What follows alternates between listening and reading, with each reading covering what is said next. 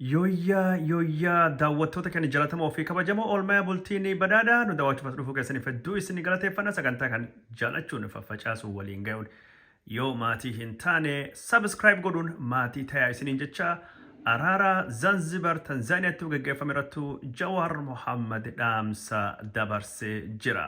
Gara biraatiin ammoo Atleet Fayyisaa Leellisaa waan falmisiisaa tokko barreessee miidiyaa hawaasaa kan gubbaatti waraana falmii bansiisee jira. Atleet Fayyisaan maal akka barreesse isiniif himuu deemna. Fayyisaa addunyaa isa faana qabu waan jenneef dhagahuu deemtan sana qofa odoo hin taane Dammaqaa Nagaasaa Qubee innis ololaa yeroo jalqabaatiif of sirreeffachuun ammoo waan araara dubbachaa jira. Qophii kan keessattuu araara Zanzibar Tanzaaniyaatti gaggeeffame wal qabatee odeeffannoo kan isin biraan geenna turtii dansaa nu waliin isiniif hawwa garasitu san dabarsina. Araara Tanzaaniyaattu gaggeeffame. Tanzaaniyaa Zanzibarattu gaggeeffame kalee araarii kunin goolabamuu gabaasne turre akka yaadamettu bu'aa buusullee baatee waa hedduu irratti walii akka galanii gabaasne turre ibsi garlachuu ka mootummaan baasee fi ka waraanii bilisummaa Oromoo baasellee isin biraanii geenne turre. Ibsa kanallee waan adeemsa waliigalaa araara gubbaattu namni adda addaa yaada kennatee jira. Namni yaada kennate sun keessaa tokkini Jawaar Mohammad abbaa qeerroo Oromoo nama jedhamu. Namni hedduun Jawaar Mohammadiitiif ammallee siyaasaa keessa bahee callisullee guddoo dinqisiifata. Jawaar Mohammadii dhaamsa inni dhaame tokkotu jira. Dhaamsi Jawaar Mohammadii kan isin biraan gahee gara ibsa igaadii isin geesse. Achiin dubattuu ammoo waan irratti walii galanii fi waan irratti walii hin gallellee waa takka lama waan haasa'utu jira waan taateefi kunoo ka Jawaar Mohammadii jalqaba haa dhageennu itti dhiyaadha isiniin jechuu barbaada. Kunin Feesbuukii Jawaarii gubbaadha maqaa isaa argaa jirtanii veerifaayi ka tahe jechuun ka Jawaar ta'uu ka mirkanaa'e mallattoo bulee kanaanii maal jedha lola waggoota 5 booda yeroo duraatii fi mariin araaraa WBO fi mootummaa Itoophiyaa jidduutti godhame dhimmoota tokko irratti waliigalamuu baatus wal hubannaan gaariin uumamuun ibsa gama lachuu baheerra ni hubatama. Haaluma kanaan marii marsaa itti aanu gochuu fi waliigaluu isaanis agarra. Hawwiin uummata keenya waliigaltee guutuu nagayaa buusuu dhagayuu ta'us bu'aan marii kanarra argames gaariidha. Hammasiifuu tarkaanfilee jechaa fi gochaa kan bu'aa marii marsa kana irratti argame of duubaa deebisan irraa gamni lachuu of qusachuu barbaachisa. Enumaatu hojiilee daran walitti dhiheessuu fi fayyadan dalaguutu irra eegama. Deeggartoonni gama lachuutis ta'e uummanni bal'aan mariin marsaa itti aanu dafee akka eegaluu fi waliigalteerra akka gayamu dhiibbaa godhu feesisa jechuun Jawaar Mohammadii yaada isaa kennatee jira. Kun gorsa akka malee barbaachisaati, gorsa akka malee cimaati. Akka Jawaar Mohammadii jedhutti warri kun dhuga isaatti waggaa 5 fi wal lolaa bayan, waggaa 5 fi walijjeesaa qabeenya mancaasaa diigaa hammeenya guddaa fi wal barbaadan jechuudha. Waggaa 5 akkasitti wal barbaadanii yeroo jalqabaatii fi wal bira taa'anii mari'atanii marii ajjecha hammeenya jibbiinsa olola waggaa 5tiin dubattu waan hedduu mariif ta'anii hedduu irratti walii galanii wal hubannaa uumuun ammoo bakki garittu sila waliigaluu qabanitti waliigaluu dadhabuun mataan isaayyuu injifannoo guddaadha. Jibbiinsa hammeenya olola sun irra aananii cabsanii nagaa fi ta'inne mari'anne jechuun minjaala tokko irratti walitti dhufuun kun waan akka malee guddaati nagaattu injifate. Nagaan ammoo himala guyyaa tokkooti miti yookaan torbaan tokkoo miti. Adeemsa dheeraa gargarii hin cinne carraaqii hedduu gaafata tattaaf hedduu gaafata. Hubannaa gaarii uumanii jiranii wal hubatanii jiran waliin taa'uun isaanii waliin dubbachuun isaaniiyyuu sadarkaa addunyaatti beekamtii walii kennanii dirree addunyaa gubbaatti bakka jaaroleen araaraa keessummoota jirtutti dhufanii waan gos kana dubbachuu warraayyuu waan akka malee guddaa tokko jechuudha. Jawaar Mohammad illeen kan jedha. Kanaafi amma waan ta'e irratti walii galanii waan gari irratti walii hin galle walittu dachaanaa jedhanii jiran. fedhiin ummata waliigaltee guutu nagayaa buusu. Haa ta'uutii malee haga ammaan tanaayyuu wanni isaan irratti waliigalanii waan jajjabeeffamu waan gaariidha jedhe Jawaar Muhammad dubbata. Lachuu isaanii mariin marsaa dura mariin kun hin jedhan. Amma fakki nu barbaannetu deemee bu'aa hin buusnee malee gaariidha. Ammoo itti deebinaa jedhan. Kun jechuun mariin marsaa lammaffaa akka jiru agarsiisa jechuudha. Kanaaf Jawaar Muhammad illeen tarkaanfilee jechaa fi gocha kana bu'aa marii marsaa kan irratti argame of duuba hin deebisne gamni lachuu of qusachuu barbaachisa. Gamii lachuu gamii mootummaalleen gamii waraana bilisummaa Oromooleen wantoota waan hagammaan tana arganne kana dubattuu hin deebisne nagaa ammaan tana dhufaa jiru kana hin booressine hin ammeessine godhuu qaban. Yoo godhuulee dadhaban ammoo lachuu isaanii waan hammeenyatti jibbiinsatti ololaatti geessa waraanattu geessa irra of qusachuu qaban.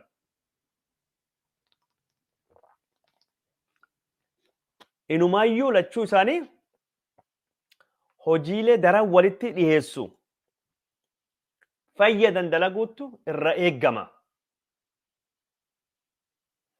Deeggartoonni qaama lamaanii ummanni bal'aan mariin marsaa itti aanu dafee akka eegaluuf waliigalteerra akka dhaqqabamu dhiibbaa godhuutu feesisaa.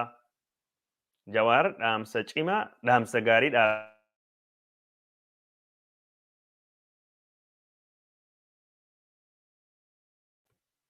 dhaamsa gaarii dhaamsa cimaa Jawaar Muhammad dhaame bareeda. Jawaar Muhammad qofa odoo hin taane Igaadis ibsa baasee jira. Addis Istaandardiif illee waan isaan dubbatanii Addis Istaandardii gubbaattuu jira. Mariin gamlachuu mariin gamalachuu marii akka malee bareedaatiidha. Marii gaarii ture jedhee Igaadi dubbate wanni nama jajjabeessa wanni gaariin akka mul'atettu hogganaan Igaadi obbo Warqinee Gabayyootii fi akkasumallee bihimaan Igaadi dubbate. Kun waan gaarii. Mee waan Igaadi barreesse achi gubbaattuu jedhame araaraan wal qabate xiqqoo tokko isin dubbisnuti jalqaba footoo warra araaraa fi wal arge kan kun footoo jila waraana bilisummaa Oromoo ka Addis Istaandardiin qoode jedhi waraana bilisummaa Oromoo kana fakkaata jechuudha. Igaad maal jedhee marii achittuu gaggeeffame kana jajee afaan Ingilishtiin barreeffame waan gaggaree jechuun afaan Oromootti deebisee isiniif hima. Balla barreeffama dheeraa waan taateef Warqinee Gabayyoo hin beektanii ministeera haajaa alaa Itoophiyaa ture. Amma seensa biltsiginnaa Oromiyaa ture duraan. Amma keessu hojii raawwachiisaa keessa hin jiru garuu biltsiginnuma miseensuma fakkaata. Isa kanattu jedha. Maal jedhee Igaad mariin waraanii bilisummaa Oromootii fi mootummaan Itoophiyaa Tanzaaniyaattu geggeessan tokkoffaa wal amanamummaa ka uume. Lammaffaa miira nagayaa ka jajjabeessuu fi marsa lammaffaaf marii godhamuu fi ka carraa uumu. Akkasittu dhiyeessa. Durataawwan Igaad jechuun jaarmeyaa biyyoota gaafa Afrikaati. Dr. Warqinee Gabayyoo bu'aa marii kanarrattu argameen gammaduu dubbatan. Marii marsa duraa irrattu waraana bilisummaa Oromootiif bakka bu'oota mootummaa Itoophiyaa lachuu marii isaan Zanzibar Tanzaaniyaa keessattuu gaggeessaniif wal hubannoo isaan irra dhaqqabaniif dinqisiifatee galateeffatee jira. Akka hogganaan kun jedhee Addis Istaandard gabaasettu waraanii bilisummaa Oromootiif mootummaan Itoophiyaalleen gareeleen araaraa warra kallachuu irra dhufte marii kan garaa qulqulluun geggeessan. Garaa qulqulluun geggeessuu qofa osoo hin taane haalii gaariin isaan uumanii marii marsa lammaffaatii fi waan ta'u mijeessanii jiran. Marii marsa lammaffaatiif bu'uura godhanii jiran. Dubbi himaan Igaad Nuur Muhammad Sheekh innis akka jedhetti mariin hagammaan tana gaggeeffame ka jajjabeeffamu waan hagammaan kana ni dinqisiifannaa jajjabeessina paartilee marii keessattuu hirmaatan lachuu araaraa fi gumaachi isaan godhan ka dinqisiifannuu fi Itoophiyaan rakkoo gosa kana furachuu fi dandeettii akka qabdu ka mul'isu Igaad yeroo kamittu warra wal lolaa jiru kana akka isaan gara araaraatti dhufan waan danda'ame hundaanii ka gargaaruu barbaadu ta'uu dubbata. Waajirri keenya gulantaan waltajjiin keenya yeroo hundaayyuu araaraaf isiniif banaadha jedhanii akkasittuu ibsi baasee jira warri Igaad. Kun waan akka malee gaarii, waan akka malee jajjabeeffamu, waan bareedaa jechuudha. Kana wanni bareedan, wanni jajjabeeffamuu qabu, Igaad illeen ka jedhe, Jawaar illeen ka jedhe, olola dhaabuu, wal jajjabeessuu, araar malee falli biraa hin jiru. Aktivistoonni biltsiginnaa gad bahanii feesbuukii gubbaattuu alaakan, tiktaakiin alaakan, warra akkasii kan seeritti godhu. Warri gos kana seeritti godhuun guddaa barbaachisa. Anamni kalee jechuun nama jalqaba olola jalqabe keessa tokkini gurba wanni jedhamu kana maqaan Dammaqee.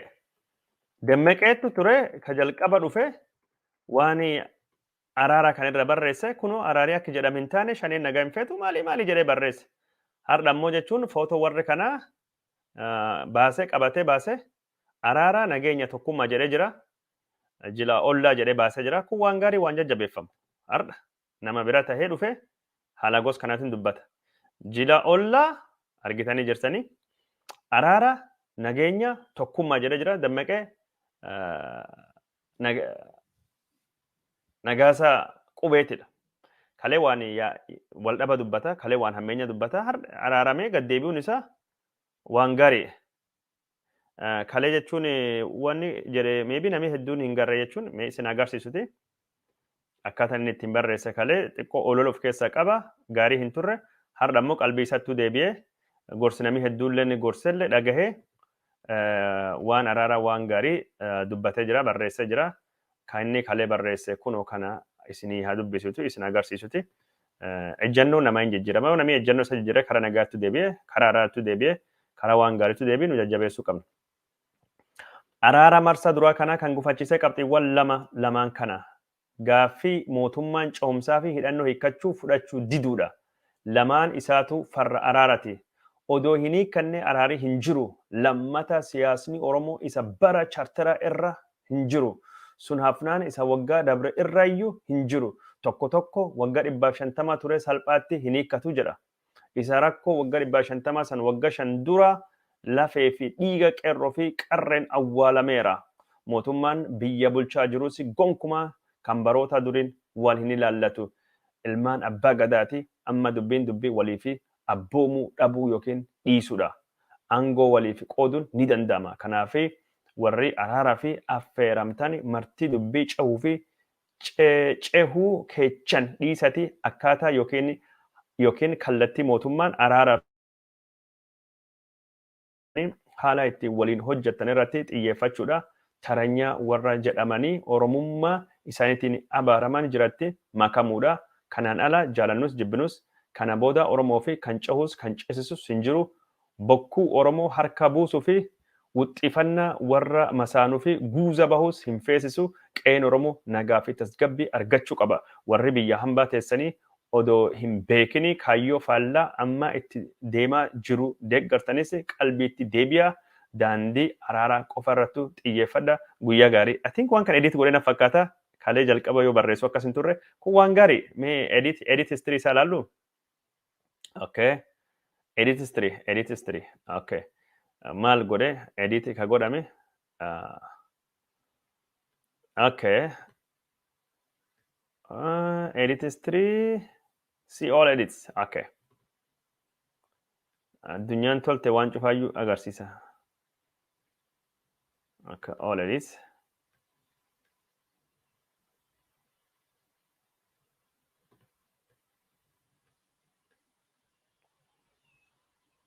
Okay, kun cuftinu edit isaati kakaleeti.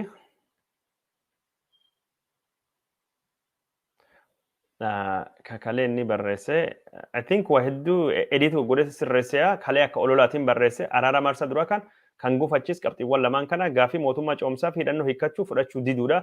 Lamaan isaatu farraa araaraati jedhee barreesse lachuunuu fi akka waraanii bilisummaa Oromoo itti gaafatamu tokko kalee kan namni hubate namni irratti duulaa ture.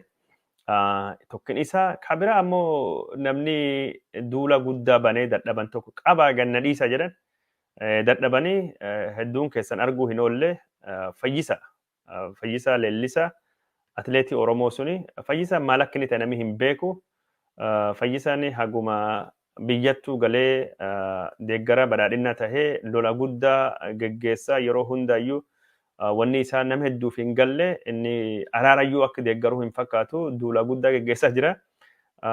Kanama irraa waan nama irraa screenshot godhe Fayyisaanii antakka durii waliin haasofna wal dubbanna garuu gaafa inni biyyattuu galee watakkalle maqaa isaa illee dhoofne dubbaddalle hin beeku. Gurbaa gadheen nana maali mootummaa deeggaraa maali mootummaa balaaleffataa biyyi balaaleffatee black na gurbar dure nattaaree jira. Ana biyyi balaaleffate malee maqaa isaa guyyaa tokkollee dhahee hin beeku. Zaahiraan iyyuu miti abjulleen kaasee hin beeku maqaa isaa inni ammoo na ugguree jira. Na ugguree jira kanaafuu waan inni barreessin argu. Garuu waan namni barreesse kaayisaa waan gari arguu dandayan waan namni qoqqoode screenshot nan fudhadhe sun eessa jirti.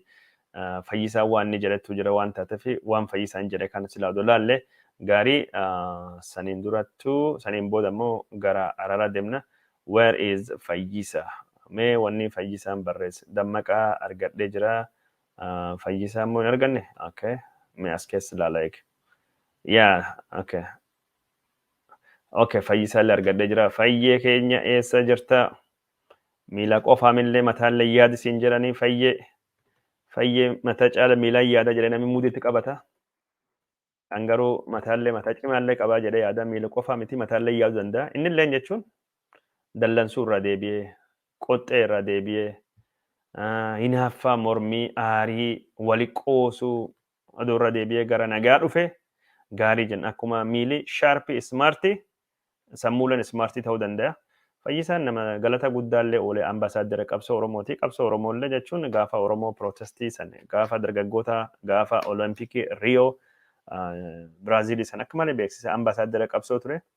Amma ammoo waan isa argate hin beeknu jechuun gadum deebi'aa jenna. Mataalleen sammuuleen hin yaaddii haa jennuuti. Rakkoon miilaan yaadu kana fayyada namni sammuu isaa qeeqa. Ana ammoo fayyeen miilaaf mataalleen cimaa jedhee yaada. Wanni inni barreesse kunoo kana. Ka fayyee maqaa isaa argitanii jirtanii akkaawuntiin isaalleen akkuma ka Jawaar Muhammad suni ka isa ta'uun ka mirkanaa'ee mallattoon buleen kun inni sun garsiisa jechuun. Okay, fayyeen kiyyi maal jedhee waan fayyeen jedha dubbisnuti. Mootummaan kun yeroo baay'ee akka garaan nama gubatu waan hojjetu natti fakkaata jedha. Mootummaa biyya jechuudha. Yeroo baay'ee akka garaan nama gubatu waan hojjetu fakkaata jedhee fayyeen hin gammanne. Mootummaan garaan gubee jira. Maaltu garuus garaa gube? Wanni garaa isa gubee itti fufa. Jalqabuma hattuu waliin walii galtee jalqabuma hattuu waliin walii galteen addunyaa kamirra jiredha. Hattuu jechuun qaama mootummaan ittiin waliin mari'atu jechuudha. Jalqabuma hattuu waliin walii galteen addunyaa kamirra jira. Shaneen waanuma cimte fakkeessa.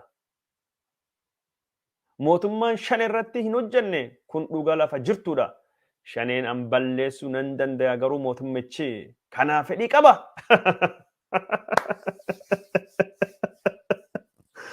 Ana misirri dubbisaa jiru iyyuu. Shanee an balleessuu nan danda'a garuu mootummichi kanaa fedhii qaba jedha. Balleessuu danda'a jedha fayyeen. Shanee balleessuu danda'a garuu mootummaan fedhii qaba jedhee gaafate waan ittiin balleessu maajikii hin beekne. An garuu balleessuu danda'a jedha. Mootummaan fedhii qaba. Shaneen harkaan qabne yoo itti kennine qaamni mootummaa guyyaa lama booda gad dhiisa harkaan qabne itti kenni jedha. Fayyee eessatti harkaan qabdan yookaan waan adda qabda diroonii qabda taankii qabda waraana adda qabda komaandoo qabda. Komaandoo kan kenna kennan komaandoo fayyee. Raayyaa ittisa biyyaa dhagahee jira. Waraan bilisummaa Oromoo milishaa dhagahee jira.